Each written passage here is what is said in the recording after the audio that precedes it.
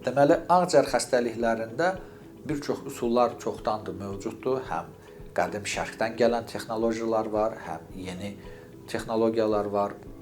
Mənim praktikamda ən uğurlu üsullardan biri qədimdə yoga sistemində olan pranayama üsuludur. Hardakı nəfəslə məşğul olan bir texnologiyadır yoga təlimi tərkibində. Qigong deyilən bir praktika var, Çin təbabətindən irəli gəlir. Orada həm nəfəs, həm hərəkət, həm düşüncəni, vəhdəti orada hərəkət eləyir və ən effektli üsullardan da biri müasir texnologiyadır. Yəni də Sovet hakimiyyəti dövründə olan Sovet alimi Aleksandr Buteykanın üsuludur ki, Buteyka nəfəs məşqi deyilən bir üsul var ki, uzun müddət, bir 3 aylıq məşq edəndə bir çox xəstəliklərin tam müalicəsinə vaqif ola bilirik. Nədir bunun əsas məsələsi? O çox sadə bir texnologiyadır. Əsas məsələ uzun nəfəs vermək, qısa nəfəs almaq.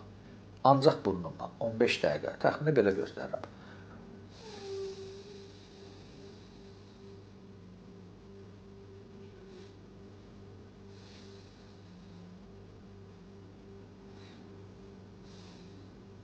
Uzun nəfəs vermək, saxlamaq, qısa nəfəs almaq. Bu metod nə işə yarayır? Bu iş nəyə yarayır? Biz nəfəs verdikdə bronxlarımız boşalır.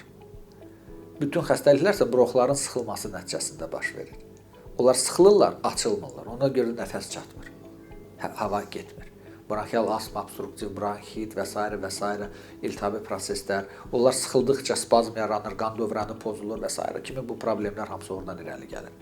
O nəfəs məşqini amma daim eləmək lazımdır. Gündə 3 dəfə, 15 dəqiqədən, ən azı 3 ay ərzində.